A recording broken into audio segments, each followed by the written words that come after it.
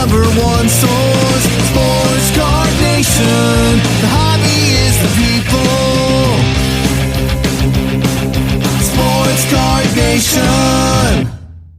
What is up, everybody? Welcome to episode 355 of Sports Card Nation. You know, we've been 355 episodes, launching our first one almost 7 years ago now in November of 2018. And just that's amazing to really think that it's been that long. One of the original hobby sports card podcasts. Not the first, but one of the early ones. And we're still here, still going, doing very well. The gentleman that I have on the show today for my guest, it's the first time on this show, and I've talked about him on multiple occasions on this show. This show exists because of this guy, and yet he is just appearing on the show today. And I've talked about it. I was on his radio broadcast on Fridays talking about sports and sports cards. And then my schedule changed, and I was unable to do that any longer. But it was that run on his radio broadcast that gave me the inspiration to go ahead and turn this mic on. And so it's a real honor, and we had a blast kind of reminiscing and talking about the credit he deserves, which he doesn't like to take, and he really doesn't take. But the credit for him, why this show is here and started in the first place. And so I want to chop up some hobby too. He's a dealer now, and he's a collector most of his life. So, but we're going to talk about sort of how this all, the Big Bang Theory of Sports Card Nation. And I say that tongue in cheek, but how this all forms, how we're here, why we're here, and he's a big part of that. So this was a lot of fun. This is part one of two, as our most of our double episodes are. So with that being said, let's have on. It's Dan Tortora of Dan Tortora Broadcast Media.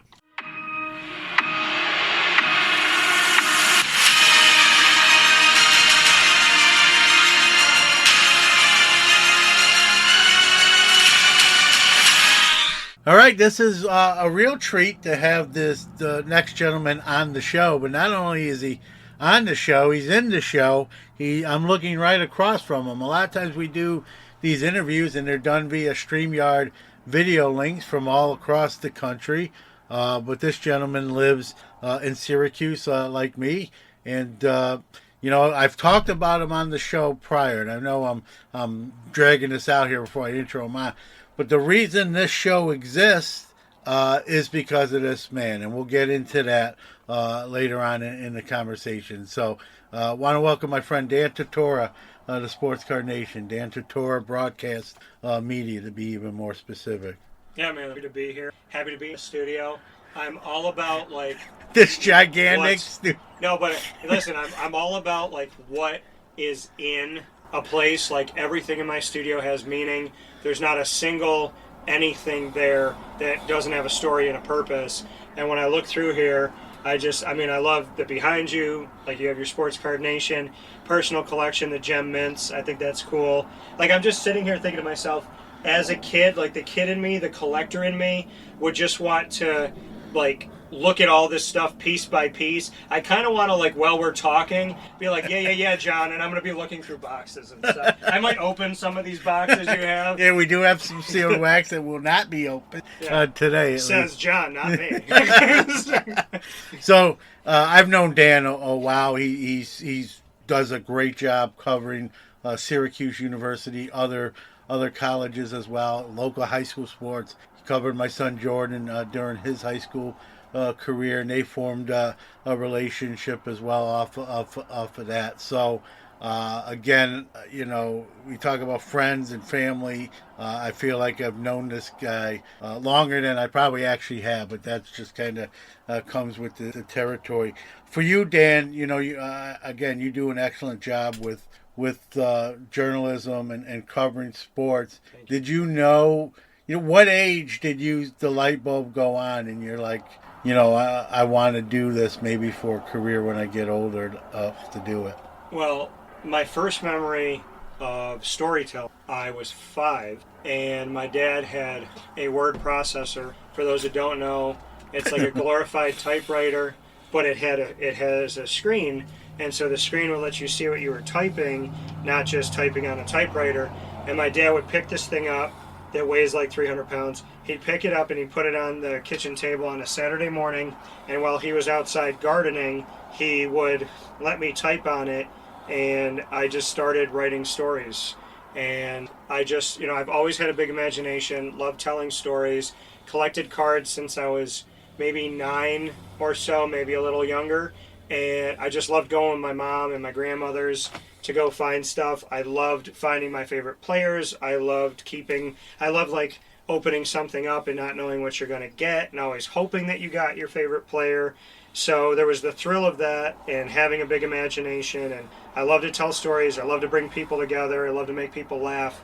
So probably around like 10 years old, I'm watching SportsCenter, and I started watching Stuart Scott and Rich Eisen, who to this day are my favorite tandem on SportsCenter, probably always will be. And Rich Eisen's back now in a sense. I know, and it's bittersweet. And I didn't know Stuart Scott personally, but like I felt that like in my belly when Rich Eisen went back, like almost like I did know him, and that exactly what Rich said is that Stu should be there. And Stuart Scott was just always himself and cooler than the other side of the pillow, all the things that he would say. And I was always that person, like, am I going to be too afraid to say what I want to say? Because I know what I'm going to say is going to be original. It's going to be unique. It's not something that you're hearing. Like, if I say it, they're either going to like it or they're going to make fun of it. And I always wanted to be me. I think, that to me, that's your superpower. And at 10 years old, I didn't like going to sleep in the dark. And so SportsCenter was my nightlight, and I go to sleep to it, I wake up to it, and then I just kind of knew, and it stuck with me. There's a lot of things I want to do in my life. This is the first thing that happened, but I knew when I was in 10th grade in school, when people had no idea what they wanted to do, I knew what I wanted to do. I had a vision for myself.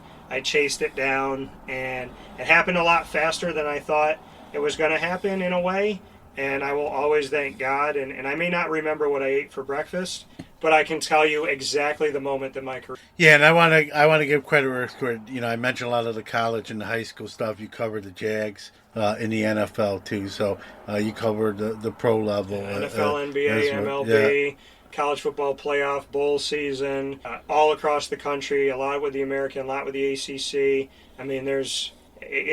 When people say, "What do you cover?" I'm like, how much do you have? There's a lot of stuff that we get to do, and I'm very blessed to live in my hometown, cover my hometown, and also get to cover the whole world. And I get to come home and be with my family, and I get to travel all over the world. So to me, I have the best of both. Let's talk. We'll get into like your start of your actual career. Yeah. You mentioned cards at 9 or 10 years old. Yeah. What was your talk about what did you collect? What sport did you have a favorite player, team? How'd you go about collecting? Obviously, it's a different age now, but the hobby, that bond, right, of collecting teams, players, trading with your friends or whatever, that still rings true this day. Yeah, it really started with me. For me, I just really wanted to get. It was around 9 years old, and at 9 was 95. And I was a big Damon Stoudemire fan, so I probably started collecting a little bit before him because it was Shaquille O'Neal. So maybe I was like 6 or 7. But when I got heavily into it, it was I need to have every Damon Stoudemire card ever made. And I told Damon this a few years ago when we got to meet and talk, which was insane. It shows how good God is. And meeting Damon Stoudemire, got to tell him that I'm confident that I have the biggest Damon Stoudemire card collection. It's like over 220 of his cards, and it's from Arizona to Toronto, I think some San Antonio, Memphis, of course Portland. So, it kind of started around him. I wanted to get his stuff. I started collecting, I wanted to have like an entire rookie class.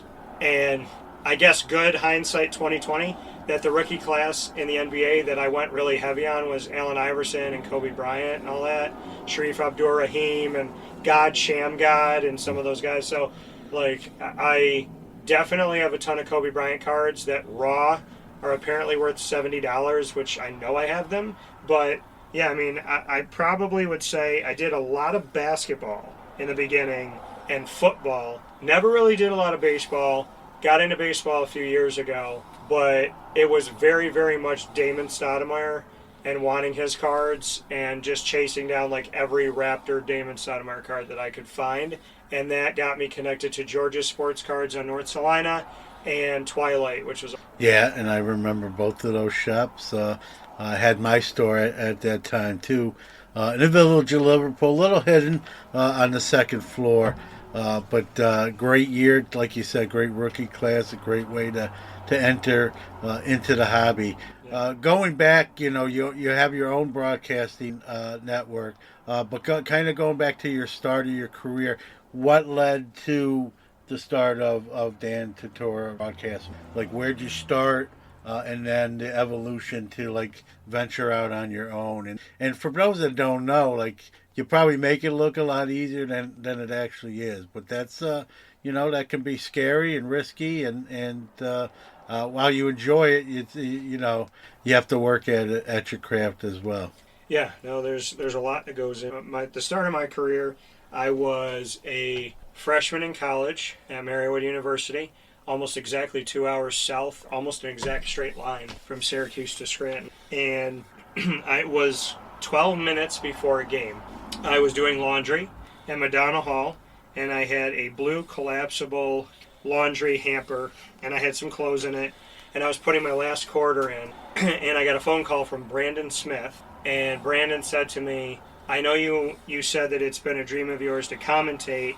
How would you feel about doing it tonight? The guy that normally does it is not here, and he can't do it tonight, and honestly, we don't know, like, kind of if he's going to be able to do it at all, like, moving forward, if he's going to be back. So can you come down? I left my clothes on the top in the hamper. I had a few clothes left. To this day, I don't know who took those clothes, but I ran down to the gym. I knew nobody on the team, no pronunciation, had no idea who we were playing, sat there by myself, and was the commentator and the color person by myself in that game. And after that, I think I did a game on that weekend a few days later, because I think that was like a Wednesday. It was November 2003. And so then I did a game after, and they said, people really like it. They're enjoying it. They're laughing. They like your humor. We want to do a simulcast on TV and radio live in Northeast Pennsylvania. And I said, are we doing men's and women's basketball? And it was NCAA D3. And they said, well, we're definitely going to do men's. And I said, we're doing both. I said, you don't understand. We have double headers. I'm not going to show up to a women's game in the middle and set up for the men's game and say, oh, I'm here, but I'm not here for you. So I told from the beginning of my career in 2003 that we were either going to cover men's and women's, or I'm not going to do either. And I fought for it, and I was laughed at, ridiculed. People thought I was stupid, that I was wasting my time. So in 2025, at the time we're talking, if you don't cover women's sports, then people are afraid of being canceled. But when I started covering women's sports, it was at the beginning of my career, at the start of my broadcasting career, and I did not cover it because I was pushed to. I covered it because it was the right thing to do. And I will always cover men's and women's sports because I don't see a difference. If you're chasing your dreams and you're doing it with compassion and goodness in your heart, you always have a place on the show. Yeah, well said, and you were ahead of the curve, if you will, and I think that tells a lot about you, Dan. I know you, but for those listening, I think it exemplifies a lot about you and fairness, and like you said, doing the right thing. And here we are, 22 years later, and almost on par with the men. And I mean, we're looking at the WNBA and the stardom there, and other sports as well. And I think you were, a forerunner there, if you will, to coverage, and had the the foresight to kind of see that before a lot of other people did. Kind of talk about leading into starting your own, broadcast company, which is, again, it sounds easy, but that's a big decision. And what led up to you taking that leap, if you will? Yeah, so no, I appreciate that, and I appreciate the kind words. I will say, just to kind of button up the last piece of it, Yeah. covering men's and women's athletics and covering all different sports, I know what it's like to be the redheaded stepchild in the room, so I'm never going to make anybody else feel that way. I always want people to feel welcome and appreciated, and so to me, some may see it as foresight, some may see it as like you got to it before everybody else did. I looked at it as basketball is basketball, and at the time that was the opportunity given to me, and I was like, I'd rather do 2 games than to do 1. I'd rather cover as much as possible than pigeonhole myself. And so, I think you're never going to go wrong in life helping people, being good to people, treating people as equal, and caring about people. I don't think you will ever fail by caring about other people. And so it was easy for me to fight for the women because I was going to fight for men and women the same, and I was going to, do everything I can to make sure that my dreams were realized. Nobody was going to stop me. Nobody will ever stop me. And so to me, it was an easy decision. And, I love the friends that I made in it. So, some of those women to this day say a lot of really kind things that get me choked up sometimes. And, I love them dearly. The Amanda Lasses of the world and Caitlin Hajmahalises. And, there's some really, really good people that give me, a lot of credit, but I mean, it's all to them. If they weren't playing, I'd have nothing to cover. So, I give them all the love and respect, and man, having respect from those ladies is something. So, I mean, how did it turn into my business? Well, I left college, I got on the radio, I graduated in 2007, got on ESPN radio in 2008, fought like heck. I applied to 91 places. I think 40 some out of them were TV stations. No one responded except for one TV station that said to me, they sent me a postcard from Connecticut and said, "Thank you for your interest. We'll be in touch if we have any openings." So I kept applying. I worked at a restaurant for 4 months, got into ESPN at Time Shamrock Communications in Scranton, Pennsylvania, which at the time was ESPN Radio 630, 1240, and 96.1 FM. Had a show there 2 days a week on Saturday and Sunday, and got to do that. Then I came back here when 1260 was ESPN, and I worked on that. Then I went down to Florida to ESPN 1080 The Team, Sundays from 10 to 11 o'clock in the morning. Made a ton of relationships that I still have to this day. And then I went to Fox Online, and I did Scout and Fox, like kind of that Fox scouting, recruiting stuff for college football and basketball. And then I went on The Score, which was a Yahoo affiliate in Syracuse. And at 26 years old, I, full disclosure, was lied to. And I had raised $30,000 doing a 4-hour show in total a week, 2 hours on 7 to 9 a.m. Saturday and Sunday. And I raised 30 grand. And at the end of the year, not at the end of the month, at the end of the year, I got a $3,100 money that was made, $3,100 in a year. I could have applied for food stamps. I did everything I was supposed to do. I was told, don't worry about not signing a contract. Like, we got you. I'm the son of a lawyer. You sign contracts. I didn't. I trusted them. That's the last time that I would do something of that nature. I wrote my own contract. I brought it to them, and I asked for what I was basically told, like, hey, if you do what you're supposed to do, you'll have a 5-day-a-week show. I had run out of time on the weekend. I had nowhere to put sponsors, and I wanted to keep growing. And they laughed in my face and said, we like where you're at. So at 26 years old, with 27 cents in my pocket, $103 in my bank account, I was living with my grandmother, my mom's mom, so that she didn't have to live in a nursing home. So I took care of G-Mama, who had taken care of me my whole life. And I started my own business without a comma in my bank account. My parents were very supportive. And I get asked this all the time, how did you start? And I said, God and I sat in the trenches and we molded the air in front of us, and we turned something that was invisible into something tangible. And I worked at it like crazy. Carvel DeWitt believed in me. Shout out to Jay Cartini. A lot of people that were with me. Great Lakes Honda City, who was Honda City of Liverpool, they took a chance on me, and we just started building and building. And dude, I like closed my eyes, and my company turned 13 years old on July 20th, 2025, which is insane. So yeah, I mean, this was all started out of believing in God, believing in myself, and at 26 years old saying, I don't want to work for people that lie to me. I don't want to keep working for people where I can't talk about God. I want to do things with morals and values. I want to tell the truth. And I always did that. It was just, how long am I going to keep working for other people and making money for other people? And like, my bosses don't have to work. I'm doing all the work. No one's promoting me. And I raised 30 grand. I'm coming home with 27,000 less.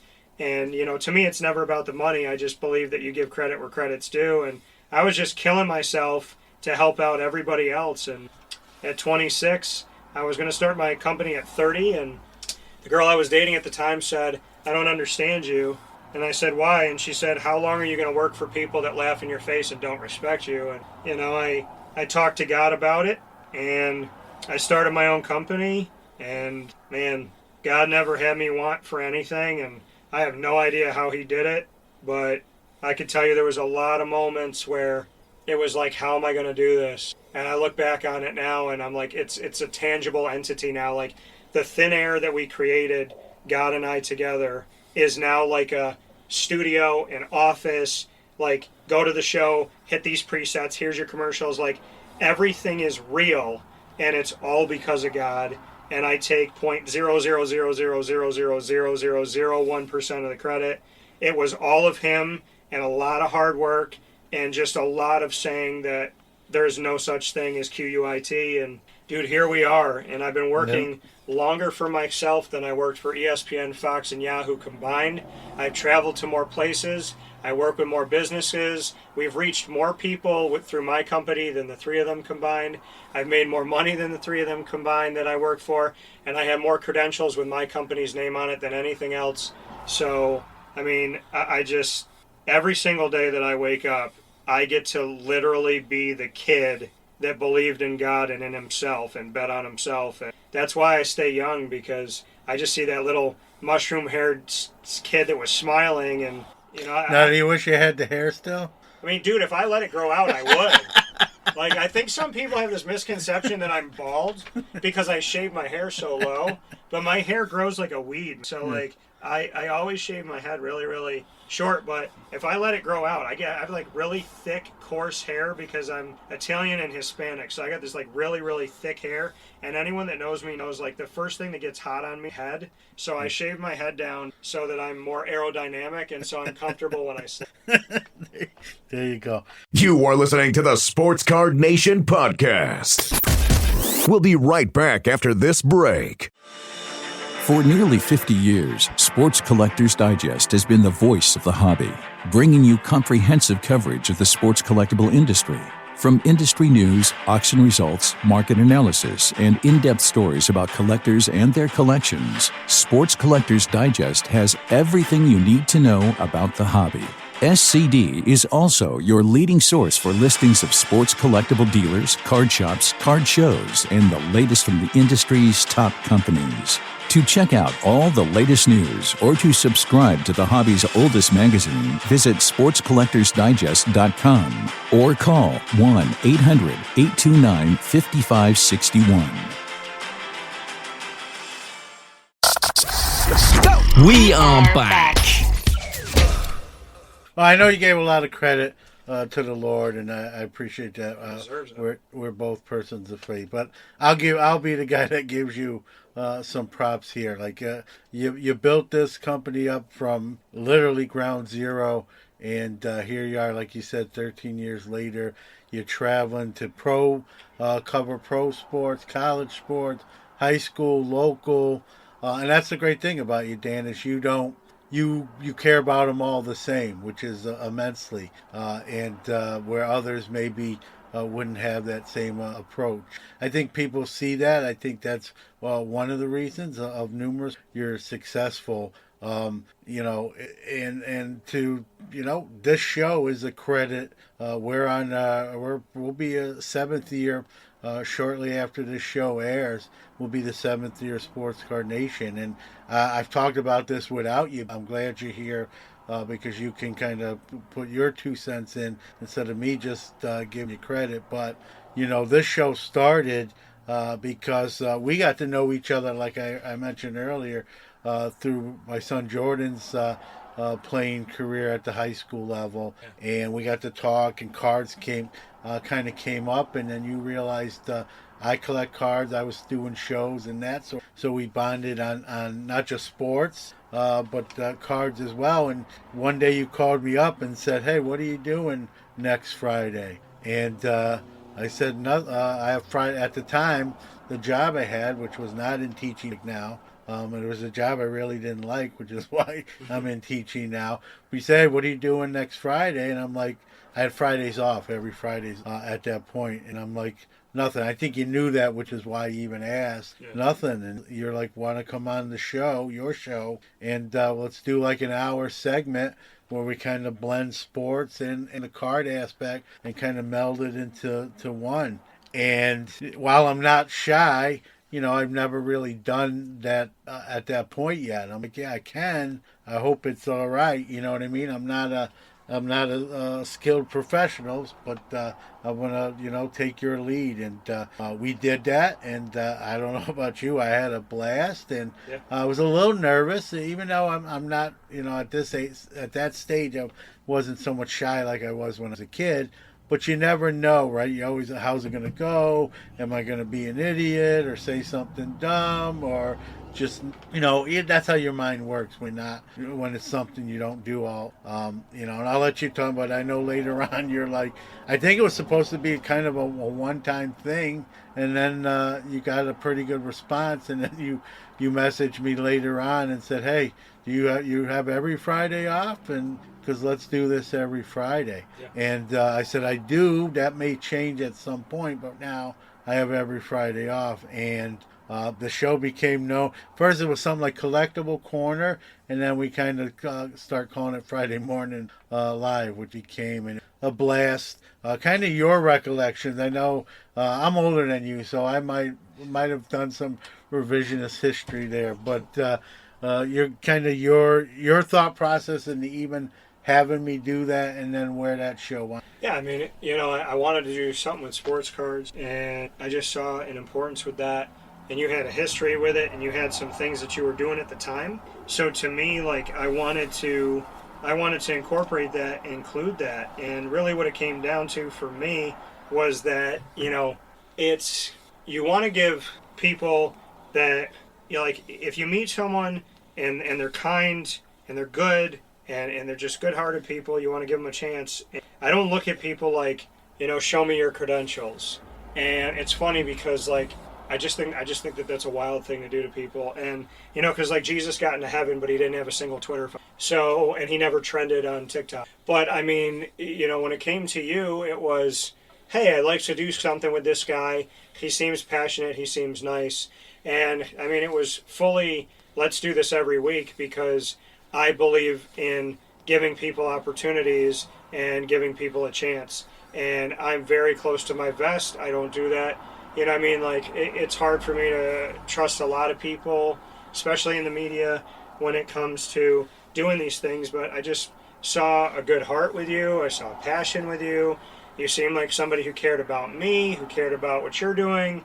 And, I just felt like, we're like-minded. We have morals and we're passionate, so why not? And it wasn't by mistake by any stretch of the imagination. I didn't care if you agreed with me. I didn't care if you had a different thought about something. Like, I just honestly wanted to help you and Jordan, and that's why I did it. Yeah, and it was a blast. And speaking of Jordan, exactly what I kind of warned you might happen was my schedule wound up changing. I don't know how long. We did it, a couple months, I believe. Then my schedule wound up changing. I had to work Fridays, at least in the first half of the day.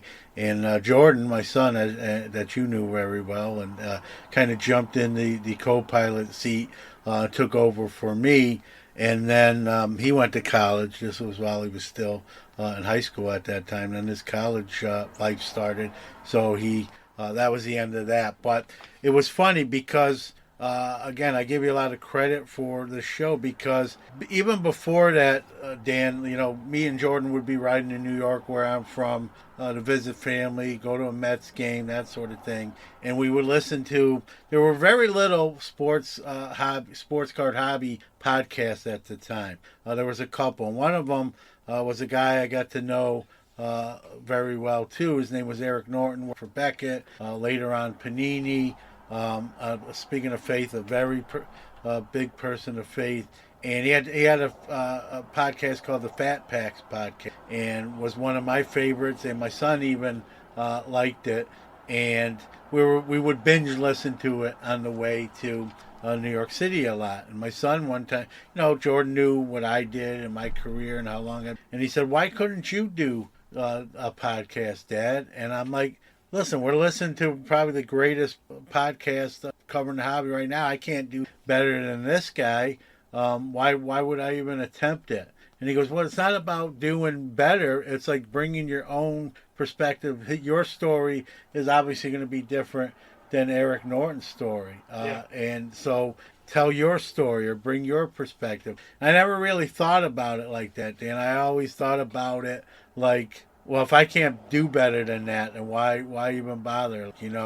Maybe not the greatest way to think, but that's at the time. That's what. And so he's like, no, it's not about that. It's about telling your stories, your experiences, doing your first show at 15 years old. Working in a card store before that, and I said, we'll see. I kind of just did the we'll see, and I put it on the back burner. It was then doing Friday Morning Live with you. That I said, man, maybe somewhere down the line, I wasn't even fully committing that I could do it. It was when I didn't do it or couldn't, not because I didn't want to, my schedule wouldn't allow, and I missed that. I missed sharing those stories and that banter. And it brought me back to that whole conversation with Jordan. Why don't you do that? And so I thought, you know what? I'm going to do it. And started from using my phone as a microphone. I didn't have equipment to the level we have now here. And, I kind of flew by the seat of my pants. I'm a pretty organized guy, but I wasn't as then as I like to think I am now. But again, it was doing that show with you, which, here's the thing, your show was video and audio. When this show launched, it was really just audio. And that made it easier, too, to be seen. And I always say I have a face for radio. So it was... So it was easier to do. Yeah. And I kept, when I launched the podcast, I'm like, well, what day should I release it? It's obviously not live, so I can record it whenever, but when should I push it out there for people to hear? And I'm like, you know what? As a little sort of tribute to you, I said, I'm going to keep it, I'm going to release it on a Friday. The rest is history. Here we are almost 7 years later. The show didn't start out as an interview show. It kind of just with me talking, probably too much like I do now. And then about 4 or 5 episodes in, I said, I'm going to start trying to have people on to talk about the hobby and chop up the hobby. It wasn't every even episode, and then it got to the point where it became every episode. And, I like to think over 7 years I've gotten a little bit better at it with cadence and listening rather than talking when I should be. There's always room for improvement, but again, and I've said it on this show, Dan, it was doing that show with you, that this show exists. Had that never happened, there would be no Sports Card Nation. And that's not lip service. That's not something just because it sounds cool to say. That's just the facts of the matter. So, I know I've thanked you without you being here. I'll thank you just the same now that you're up here. And glad now you're on the show, that you're pretty much inspired and was had such a driving force to its existence. Well, and I've told you this before. This is all you. You want to give credit to God, and that's, and having your faith and working hard. But I mean, this is you. I had you on the show because I wanted to. I had Jordan on because I wanted to. The segment meant something to me because you both mean something. I didn't want to replace it, and I didn't. So, when you guys couldn't be on, it's not like I moved somebody else into that spot. To me, I wanted to do something with you, and I enjoyed it. And I love that you're doing your own thing. I love that it has its own look. It has its studio. It has its microphone. I love, I'm so proud of you. I'm so proud for you. I'm happy for you.